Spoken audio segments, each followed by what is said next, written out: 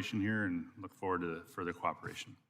So good morning and welcome to today's Aviation Subcommittee hearing titled 3 Years After Lion Air 610, FAA Implementation of the 2020 Aircraft Certification, Safety, and Accountability Act. Nearly 3 years ago, on October 29, 2018, Lion Air Flight 610 crashed into the Java Sea. Less than 6 months later, on March 10, 2019, Ethiopian Airlines Flight 302 crashed near Addis Ababa. These two tragedies ended the lives of 346 people. Victims included parents, children, teachers, friends, and humanitarians who deserved to arrive safely at their destinations, but never did. For nearly 2 years, victims' families tirelessly lent their support to necessary reforms to the Federal Aviation Administration's certification process to reduce the likelihood other families would experience such devastating loss. And I want to acknowledge and thank the victims' families for your presence here today in the hearing room and for your tireless advocacy. You and your loved ones remain at the forefront of this committee's oversight of the implementation of this important bill. I also want to acknowledge the hardworking women and men who go to work each day at the Boeing plant in Everett and Renton, who are proud of the product that they design, assemble, and build. They were and are distraught that the same product contributed to the deaths of so many and the grief of so many others. This hearing and this legislation are, though, not just about one aircraft. They're about making air travel safer for everybody, restoring confidence in the aviation industry, and ensuring U.S. aviation remains the global standard in terms of safety. In a historic effort, the House Transportation and Infrastructure Committee conducted a nearly 2-year investigation into the design, development, and certification of the Boeing 737 MAX aircraft. The committee's thorough investigation uncovered flawed management decisions and inadequate organizational structures at Boeing and the FAA that were necessary to confront.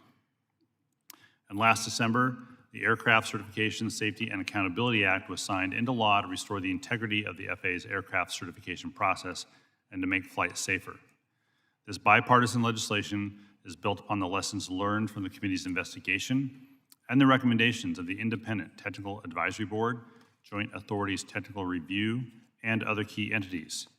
Among its provisions, the new law improves aviation safety culture by requiring aircraft and aerospace manufacturers to adopt safety management systems, to enhance transparency and accountability by requiring the disclosure of certain safety critical information related to an aircraft to the FAA, to address undue pressure on employees acting on behalf of the FAA, for example, extending airline whistleblower protections to U.S. aviation manufacturing employees, and requires sufficient evaluation of human factors in the certification process to ensure flight crews can do their jobs safely and effectively.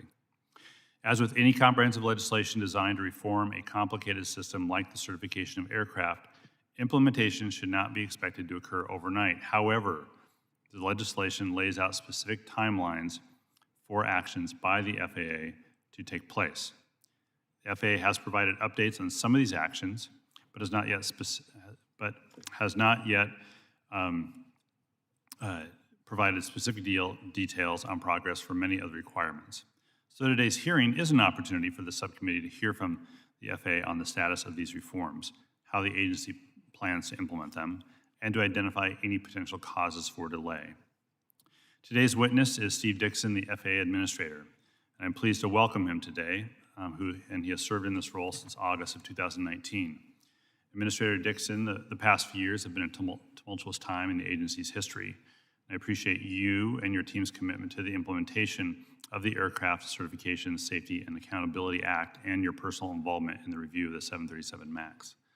So while I am encouraged by the agency's progress, though clearly there is much work to do. The U.S. is the leader in global aviation, and the FAA's actions in the U.S. have profound implications for passenger air travel around the world. It's vital the subcommittee carry out its responsibility to oversee the FAA's implementation of the critical reforms enacted under the Aircraft Certification, Safety, and Accountability Act. I look forward to today's discussion on how best to support the FAA's ongoing work to ensure the safety of the traveling public. With that, I'll now turn to Ranking Member Representative Graves of Louisiana for an opening statement.